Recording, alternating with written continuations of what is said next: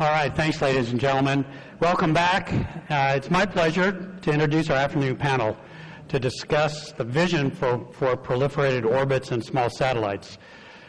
Space Force leaders have repeatedly discussed the advantages they expect to secure from placing a large number of small, simpler satellites into orbit as part of integrated, collaborative set of low Earth orbit constellations. Not only does this hope to eliminate single points of failure, but it also promises to deliver capability faster and cheaper, and we had a great discussion on that, I think, by our lunchtime speaker, Dr. Tournier. At the same time, proliferating beyond LEO is crucial to better enhance resiliency and enable certain crucial mission areas. So one of the questions we want to explore is everything going to LEO, or is there a place for MEO and GEO in future architectures? With that, I'd like to introduce our panelists. And first, we have with us Brigadier General Timothy Sejba, the Program Executive Officer for Space Domain Awareness and Combat Power, and for Battle Management, Command and Control and Communications. And General Sejba comes to us from El Segundo, California, where he's working at SCC. Next, we have Colonel Eric Felt, the Director of Architecture and Integration in the Office of the Assistant Secretary of the Air Force for Space Acquisition and Integration. That's Mr. Calvelli's office, and so you're entrenched in the Pentagon fighting the fights there. Thank you for joining us. And next, it's a pleasure to have Mr. Robert Atkin, the Vice President of the Asymmetric Systems Group at General Atomics Electromagnetic Systems. We had a chance to visit last night at dinner, and I discovered his early passion for shrinking satellites down to smaller sizes and increasing their utility at the same time, not sacrificing capability. So, Robert, welcome. And last, I want to introduce and welcome Charles Galbraith. Charles is our Senior Fellow for Space Study at Mitchell Space, I think our newest acquisition, if you will, and it's great to have you on the team, Charles. Appreciate you participating as well. So before we get into the discussion, I'd like to frame why it's important we explore the topic. General Saltzman recently highlighted in his congressional testimony that he's exceedingly worried about the possibility for an adversary anti-satellite system to destroy satellites in geosynchronous orbit. As we all know, up to now, the military has placed exquisite large satellites in geosynchronous orbit as linchpins of our space enterprise. That was back before the enterprise, or I should say the domain, was contested. They worked great when it was a benign environment, but as given where our adversaries have chosen to go in contesting space, there's a reason why General Hyten famously said he wasn't interested in any more big, fat, juicy targets. And I think at that time he was alluding to our capabilities in geosynchronous orbit. So one of the questions we'll explore is there still a role for geo constellations? And is there a possibility of changing big, fat, juicy targets into big, capable, and survivable targets where there might be a need for them? So it's the question is one of the exclusivity. So I'd like to begin, though, with Colonel Felt and Mr. Atkin.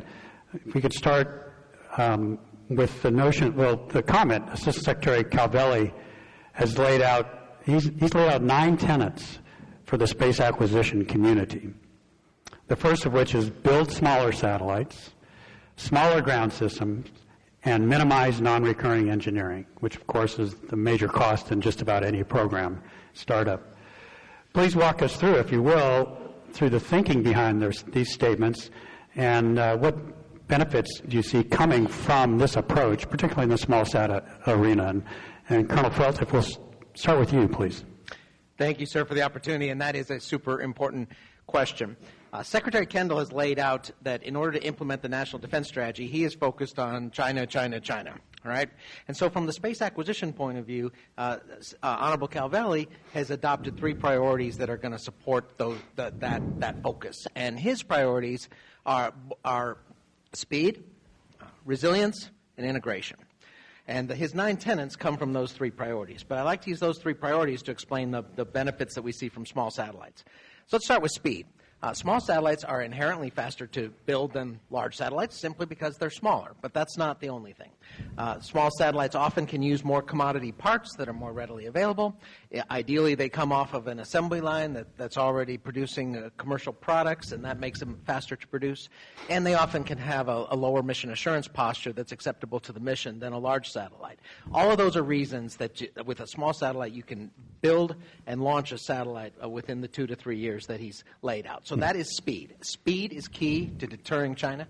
That's why it is so important that we inject that into our space acquisition.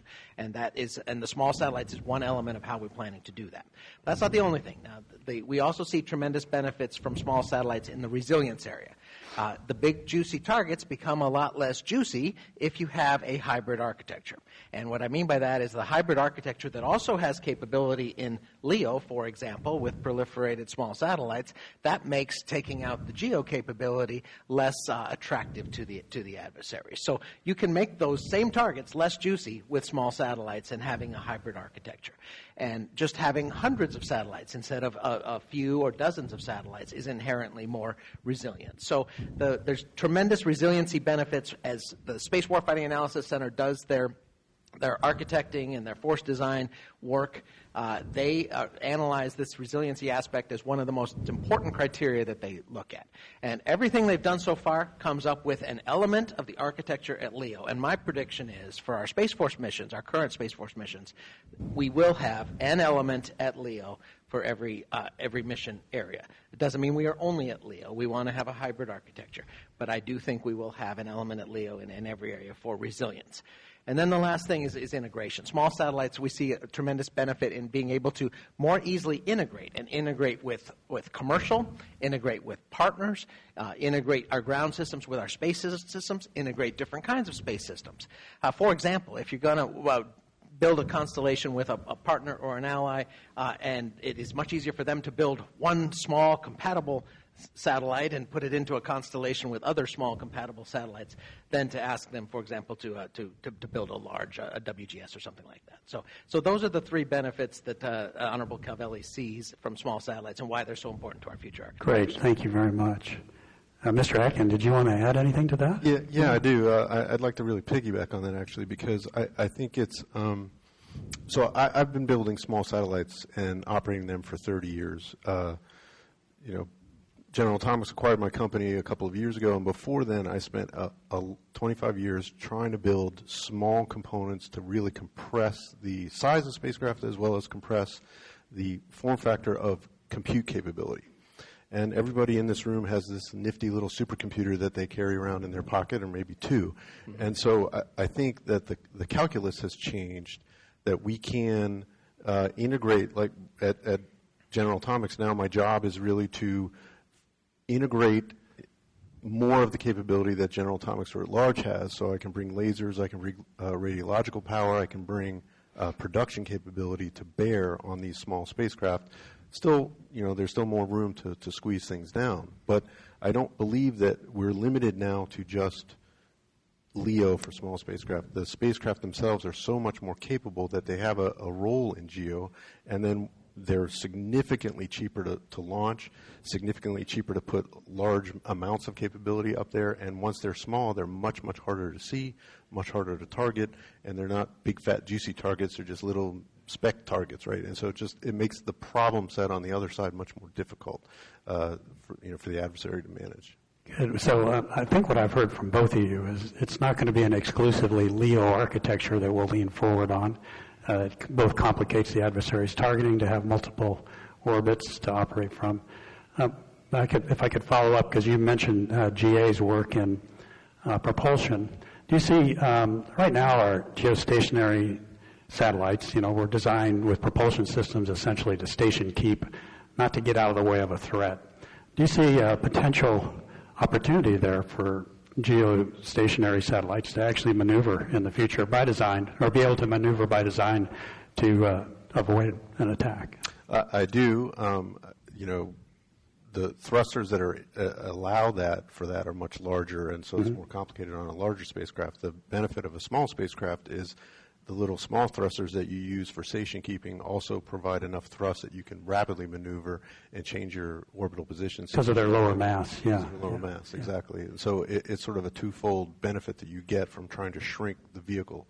You know, it doesn't have to be the size of a school bus. If it's the size of a shoebox, you can imagine how much more difficult it is to see and how much easier it is for it to move around. Of course, some things physics still applies. You can't have, you know, a giant optic in a little teeny tiny spacecraft, but there are other ways to try to address that problem. Yeah, we'll never, to get the capabilities, I suspect we won't see really small satellites on the scale we're talking about at this conference at GEO for simple physics reasons. Maybe smaller than we see today, but you know, it's a different scale, though, right? Space domain awareness and things like that. Those things you don't need to have gigantic telescopes, and if you have a lot of these things proliferated around, they can do that inspection mission much better. Like GSAP today. You're right. Exactly, Very but good. everybody knows where GSAP is, right? Yeah. So I can move if I'm an adversary, I know where that is, so I can stay away from it. If there's a little teeny tiny one that I don't know where it is, or there's a whole slew of them, it's much, much more difficult for me to try to avoid. Very good. Very good. Thanks. I want to shift gears a little bit to launch, responsive launch. And General Sejba and Mr. Galbraith, I'd like to ask you, so the concept, the topic of tactical responsive launch has been garnering a lot of interest lately. It's not a new concept. I remember the ORS program, Operationally Responsive Space, when I was on active duty. I was wondering, how do you define tactical responsive launch, and how do small satellites support that particular mission? And General Sejba, let me start with you. Sure. No, thanks for the question. It's certainly of keen interest right now within my team, within Space Force. So, you know, what we've tried to really do is kind of broaden the discussion. Responsive launch has been kind of the point that we've discussed for a number of years. But responsive launch for what? And so we've really tried to redefine responsive space, and that you only have responsive space capabilities if you have the end-to-end capabilities, both with launch vehicles, ground systems that are ready to operate those, and launch capabilities that can put them on orbit when needed. So, you know, the way we're defining tactically responsive space is it's an operational capability that's meant to be able to meet needs on orbit in an operationally time-relevant fashion. That is really where we're trying to drive to. Sir, I think I remember probably Major Sejba briefed you years ago on the idea of plug-and-play capabilities and the vision of where that would go. You know, 15 years ago, we just didn't have necessarily the industry base to be able to do some of those things. And we certainly didn't, I don't think at the time, had the launch capabilities. But we certainly see that now today. So what we're trying to do is be very specific also about what aspects of a mission do we think tactically responsive space can really go after. It's not really replenishment like we've talked about maybe in the past with concepts like ORS. It's really going after two very specific areas. One is to be to respond to a new threat or an emerging threat that we have to be able to categorize either through space domain awareness capabilities or space control capabilities. The second is really augment. How do we take, and I think it's complementary when we look at proliferated architectures in different orbits, how do we then potentially augment capabilities, whether it be in SATCOM for very specific mission cases or maybe tactical ISR? Those are two of the areas that we see that augmentation, whether it be from a government capability or especially commercial capabilities, that we could very easily then plug into and augment the current architecture in time of conflict or crisis. So that's kind of where we're heading right now when we talk about tactically responsive space. There's really three different ways that you could do that. You know, the first, if we kind of go with the exploit, buy, build mantra that SSC has been pushing for the last year and a half, we can look at commercial. There's certainly a lot of commercial capabilities today in what I just mentioned that would be able to provide either additional capability to respond to a potential crisis at LEO or even augment some of the capabilities that we have from a government perspective. So I think that certainly is one of the key places, and that is fairly easy to do given the industry base that is continuing to grow in those areas and how we now have a commercial space office that's designed for us to be able to go out and buy those commercial services within hours or days. So I think that's the first piece that we have to always look at as a number one choice. The second one then is, do we actually build capability and do we have it in reserve on the ground? We're not necessarily talking about a fleet of GPS satellites that are sitting in the barn waiting to go, but we are talking about, small sat capabilities that could be launched in a moment's notice to be able to respond to some of those threats that we see on orbit is one of the potentials. So we see that as a real potential that we're starting to build out that concept. And then the final one is, in some cases, maybe storing capability on orbit is the best way for us to actually be able to respond to a new capability. We're already seeing that with a lot of the proliferated architectures across LEO, where inherently they already have spares that are on orbit waiting for one of the operational capabilities to fail so they can turn on one of the spares that they have on orbit. So we're already seeing tactically responsive space play out in a proliferated architecture. We're looking at how do we then enhance that and give the combatant commander additional capability. The way we're going to do that this year is Victrix Nox is our operational demo that's scheduled for early summer.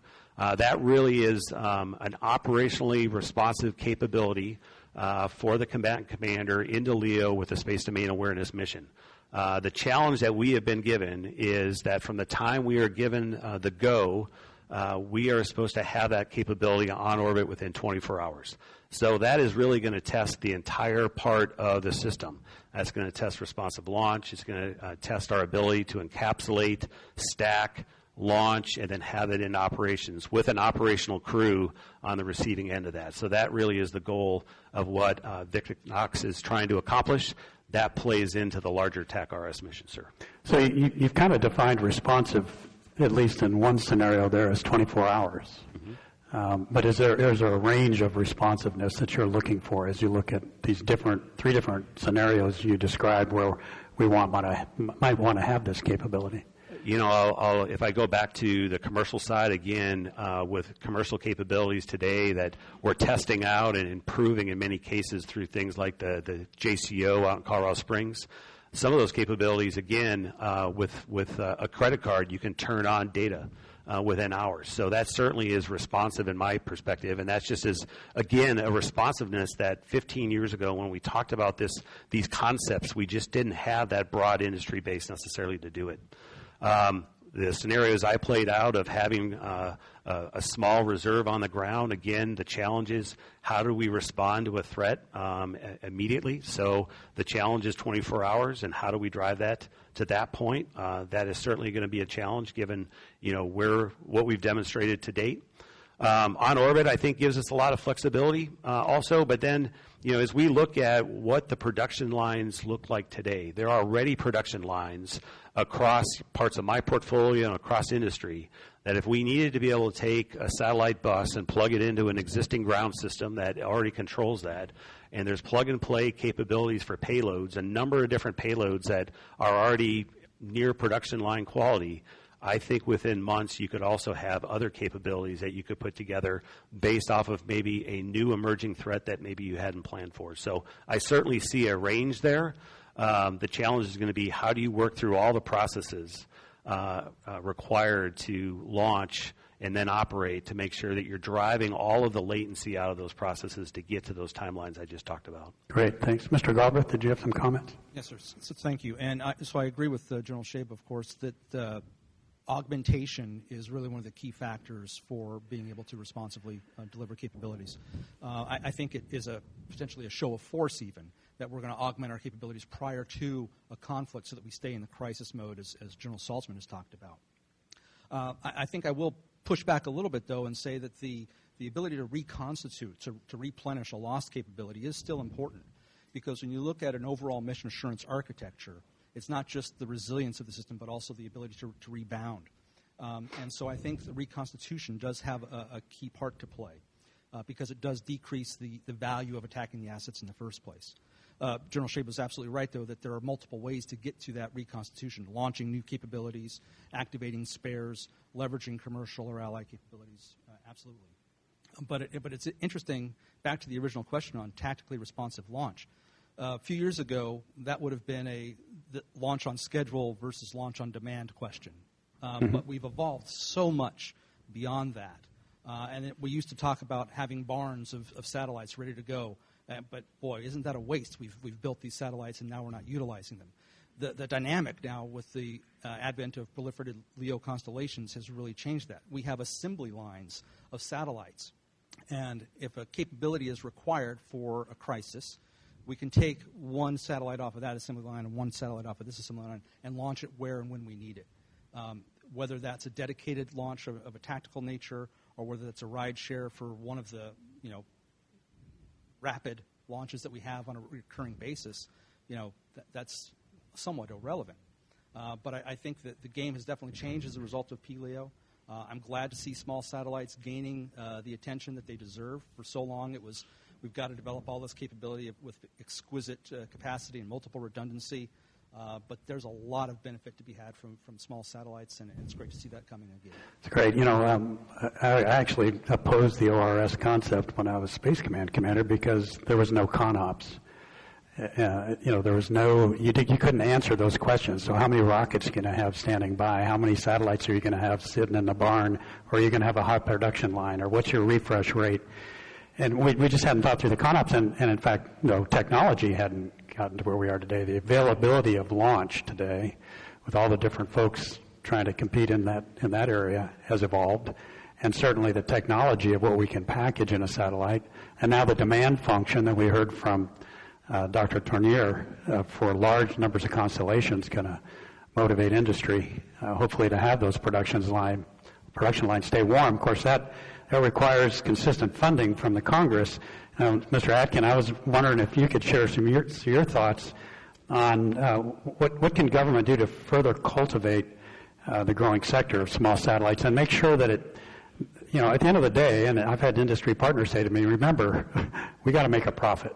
We're not in this as a charity operation. And so how you contract for them, how you incentivize people to stay in the game even when they're not picked this round, I think is an important question. I was wondering if you could share your thoughts from an industry perspective. Absolutely. I think the first thing we need to do is stop talking about things being stored in a barn. They should be stored in Pelican cases, right? Not. I think risk, there's actually two things, risk and security. So from the risk perspective, everyone here, General Saltzman, Dr. Tournier, every panel that's been here has said we need to move fast. The adversary is moving too quickly. We just need more capability more quickly. And I think part of the problem is we need to be not afraid of failure. And it's not so much that, I don't plan for failure. General Atomics certainly doesn't plan to fail, but it's you have to plan for failure and understand that failure in a development sense means that you are accepting enough risk that you're being able to move as fast as possible without, you have to balance that at the hairy edge. If I can pack 5 payloads into one spacecraft, and I'm accepting a bunch of risk because I'm jamming all of them in there, but I can do that with one launch, one spacecraft, and say I'm 80% successful, versus having 5 individual programs that then stretch out over time. I've still beaten the odds, even if those are 100% successful. And we need to stop looking at that as a bad thing, and I think maybe at the leadership, people say we need to accept risk, but once you get down to the program offices, it doesn't really seem to be the case. They tell us in industry, well, yeah, we understand we want risk, but why are you, I had this happen last week, why are you offering me 4 things when I've only asked for 1? And it's, well, because the 4 things are better than 1, and you know that, and, well, yes, but it's too risky. Well, that's the exact point, right? And then on the security side, we have everything is all stovepiped, and everybody understands that we have to try to address that, but part of the problem is computer systems, security clearances for people, those get tied to contracts. And so if you don't have an active contract, then you don't have those systems. You may have good ideas, and let's say you get them in front of the relevant people, and they say, oh, good, we're going to award you contract. Now it takes 6 to 12 months to get the IT systems turned around, and the government needs to figure out ways to make it easier for no-cost contracts to relevant players so that one can keep those IT systems up and operating continuously and be able to provide those ideas on the timescales and keep the clearances for the people when you're in between contracts as opposed to only from hopping from contract to contract. Very good. I've seen where we've depopulated expertise because of a lost contract, and then it's really hard to reconstitute. So it's a great point. The risk aversion is also a great point that I think General Burke talked about that in an earlier panel. It's in our nature, in the nature of the Department of Defense, to be risk averse, but these times call for new approaches that I'm hearing from you gentlemen on stage. Mr. Galbraith, and this is for Colonel Felt as well. You know, we've talked about how small satellites can support missile warning, missile tracking in low Earth orbit, communications, relay of data, as well as providing relay nodes for tactical forces and delivering common operating pictures at the operational level of war. But there are certainly other national security uses for small satellites that the Space Force could use to fulfill their missions. And Mr. Atkin, you talked about one, domain surveillance at Geo. But I'm thinking more along the lines of capabilities that could hold adversaries' assets at risk, for example, or small satellites that could provide ISR support to Title X forces that are commanded and controlled, tasked by Title X forces in support of operations in theater. Do you see any opportunities in these areas or others that I haven't mentioned? And Mr. Galbraith first, and then Colonel. Thank you. Absolutely. Small satellites have been around since the beginning of satellites, right? So there's obviously capability and military utility that can be gained from them. Your comment about ISR makes me think about the Dove satellite, which is a 3U CubeSat operated by Planet, company out of Silicon Valley. So that's providing, through a proliferated constellation of small satellites, a wide area surveillance via imagery. I also think about, as you said, the ability to hold an adversary's target at risk potentially.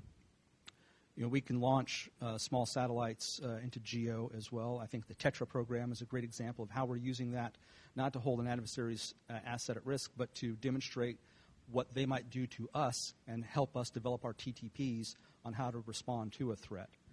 Small satellites aren't just in LEO and GEO. There's a small satellite orbiting the moon right now, the Capstone project, right? It's a 12U CubeSat, 25 kilograms. So there's potential utility for small sats in every mission area that Space Force is involved in, and then some. Great. Yes, both for the current missions and for some of these emerging missions that you've mentioned. The architecture that we envision and build towards is a hybrid architecture, including hybrid in different orbits, hybrid in large satellites, small satellites, hybrid in terms of commercial, government-owned.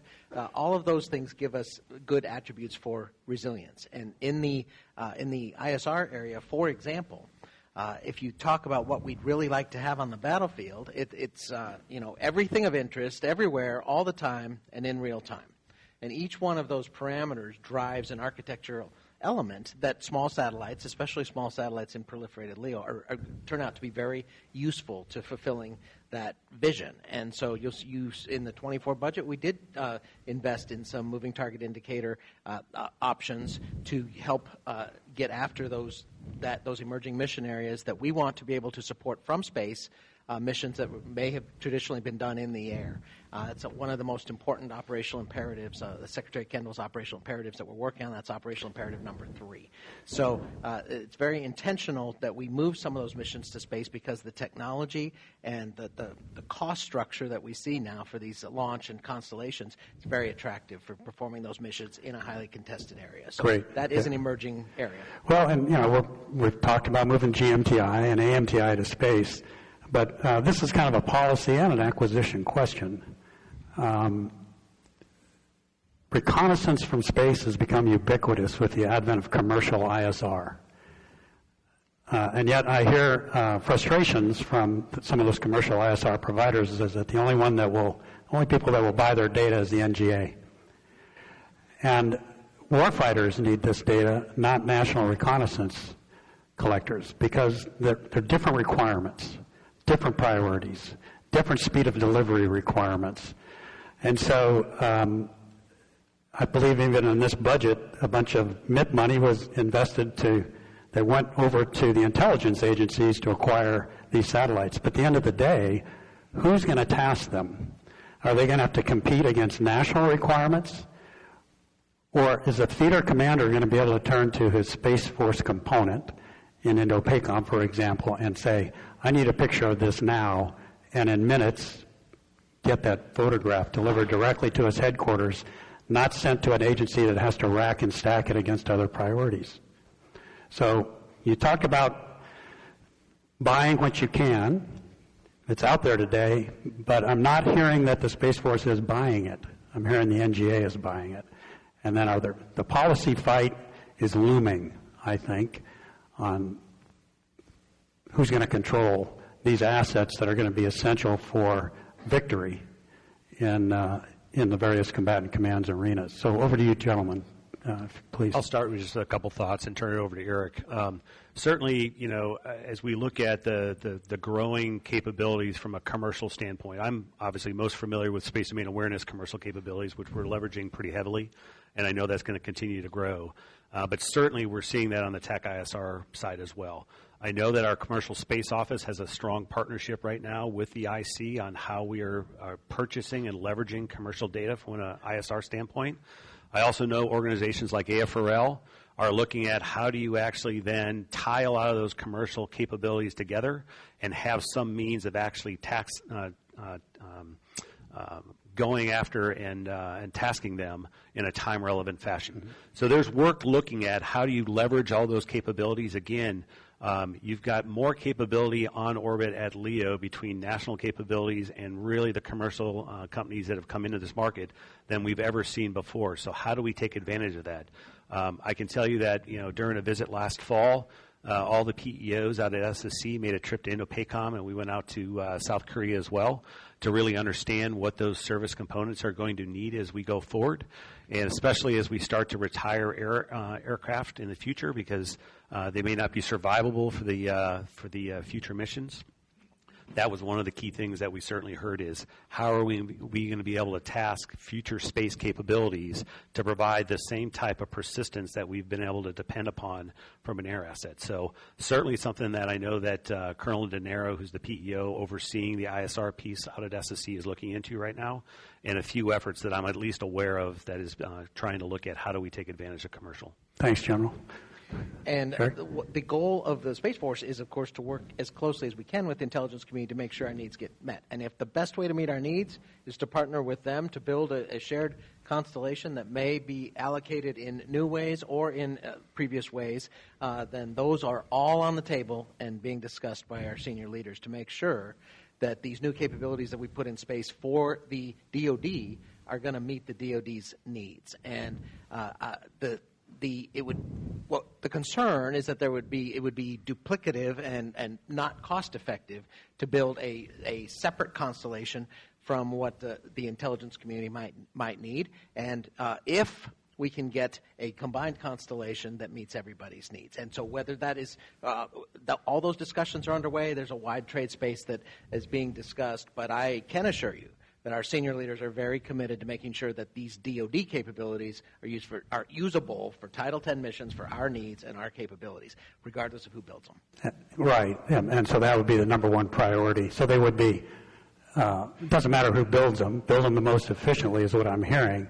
But at the end of the day, the ISR from space capabilities that the Indo-PACOM commander may need, for example, will be satellites that he or she can task directly without going through a process in the national intelligence process, which, frankly, the presidential's daily decision briefing trumps every other satellite collection in that national process. And so that's what I'm hearing you say is you're going to do it right, set the acquisition part aside, and let's just do that as quickly and efficiently as possible. Yes, sir, and one of the things that will help us is that sensors in space are becoming a commodity. They're becoming so proliferated that they don't have to be carefully rationed like a mainframe in 1970.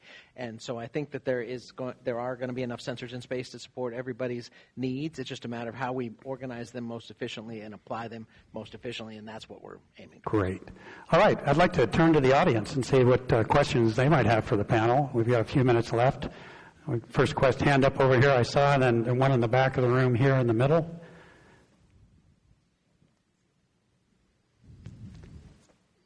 General, thanks. Eric Weiss from Blue Origin.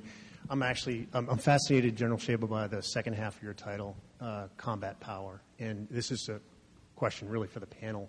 How much can you share about how Space Force, Space Systems Command, Colonel Felt, headquarters, about space combat power? Because 2 years ago we weren't talking about space domain awareness. Now we're very much working towards space domain awareness, common operating picture. But space combat power, can you share your thoughts? Over.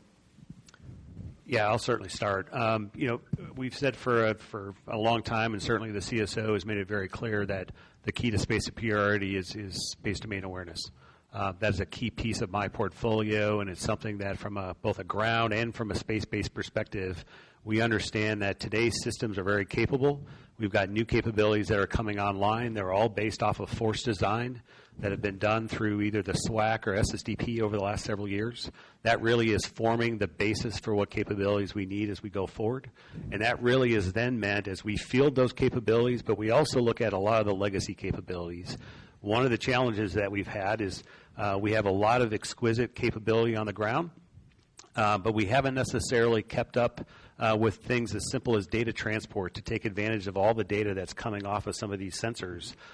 Sensor data that could give operators in the future the understanding of whether or not visual magnitude or radar cross-section, whether or not a vehicle is tumbling or not. That could give very clear indications of whether or not a satellite has been damaged on either side in the future. So that's something that we're really going after is how do we modernize the legacy capabilities that we have today, and then how do we use force design to really look at a lot of the space domain awareness capabilities we need for the future threats that we see, and fill those as quickly as possible. A lot of that then comes back to how does that inform potential kill chains. I talked about this about a week and a half ago out at NDIA out in Los Angeles, and we have to start talking about the threats that we face and how we're going to counter those. We can do that at an unclassified level in many cases, but we've also got to bring it down from a SAP level. We don't have to talk specific capabilities necessarily today. But we do need to talk about the overall process of what that might look like, so that we can bring a broader audience, maybe at the SCI level, into the discussion and bring it so that we can really have an informed discussion about what that looks like and what it doesn't. That then starts to lay in some of the other aspects of portfolios that I have, and certainly others are looking at as well. So I don't know if that answers your question fully, but I think that's kind of where I look at right now. The other piece I'll say is, that's one of my portfolios. The other portfolio is battle management, command control, communications. I've had a lot of folks say, wow, 2 portfolios. Boy, it's time for another PEO. It probably is. But I'll also tell you that as a PEO overseeing those 2 portfolios, everything I just described is so tightly coupled between one and the other. You've got sensors, you've got potential effectors, and the only way that they are successful is that they have data transport, they have command and control, they have a data library that is able to take that data and then inform decisions machine to machine. There's a natural synergy between these 2 portfolios that for the last 2 years, my teams have been driving pretty hard, both from an acquisition standpoint and an engineering standpoint, but also from an overall funding perspective. The days of just delivering in a system and saying that it was good enough is no longer good enough for what our operators need. We have to be able to look at a system and say, I've got the C2 connected, I've got to have the data transport, I know the data that's going to flow from A to B to C, I've got to have training so that it's actually a combat credible capability, and then that will play into those kill chains I kind of mentioned. So that's kind of the focus of where we've been trying to go the last 2 years, and certainly part of the larger space enterprise as we look at roles of the SSIO to SSC to integrate systems of systems across a lot of different space acquisition organizations.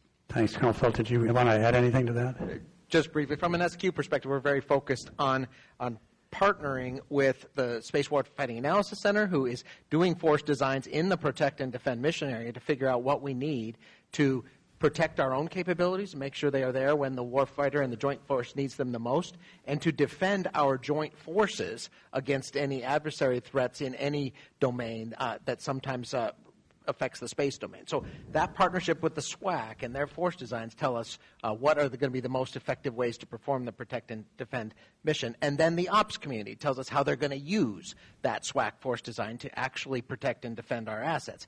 In SQ, then, we go buy what they tell us to buy and make sure we buy it in a way that it's going to be usable by the operator in terms of how they want to use it. So that is absolutely essential part of what we're doing, is making sure that that those capabilities are resilient and there when the warfighter needs them.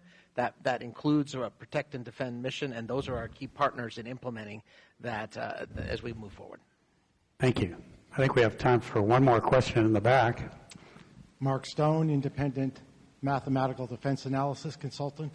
Could you please comment on the prospects for nuclear thermal propulsion, both to facilitate maneuver of operational assets, satellites, as well as perhaps to enable software-defined, maybe on-orbit spares to quickly maneuver to different orbits to where they might be needed for new missions as a kind of rapid response? I'll take a swing at this. Go ahead. And please pile on. So DARPA famously has a program right now to demonstrate nuclear propulsion. Yeah, holding closer. Sorry about that. So DARPA has a program to demonstrate this. I think the Space Force needs to look very seriously at the potential for nuclear propulsion because you're right. It does offer the opportunity to maneuver without regret. And a lot of people will go to, we can maneuver out of the way of a threat. You're doing it too late if that's your strategy, right? You need to maneuver frequently so that the adversary can never target you in the first place, right? That's what we need to do. So I think that's absolutely critical. When we look at the ability to create a resilient architecture, we talk a lot about proliferation. We've talked a little bit about disaggregation, a little bit about diversification. And I think what your point is, using nuclear propulsion, you're able to use diverse orbits in a rapid fashion to, again, increase the overall resiliency of the architecture. As a power source as well, not just for maneuver, but as a power source, you can do some incredible payloads that have great military utility as well. There's another effort, maybe someone can elaborate on further, to beam power, solar power to different users. Could you do the same thing with nuclear power and beam that energy to users terrestrially, in orbit, or even in the cislunar space? So I think there's a lot of potential in that area that the Space Force needs to look at. Great, thanks. Agreed. Yeah, go ahead. It's a potentially disruptive technology. The reason that Honorable Cavalli is so interested in speed is so that we can harness the power of these potentially disruptive technologies faster than our adversary. So when we want to evaluate it and use it as quickly as possible for our missions. Fantastic. I think this area that you just asked about, nuclear propulsion, using that technology, and nuclear power in space for mission set, along with directed energy, are areas that we need to, as a nation, increase our investments in, because I don't want to be 5 years from now watching the Chinese field something in both these areas and us, like in hypersonic, saying, well, we thought of that back in the 1960s, we just didn't do anything about it.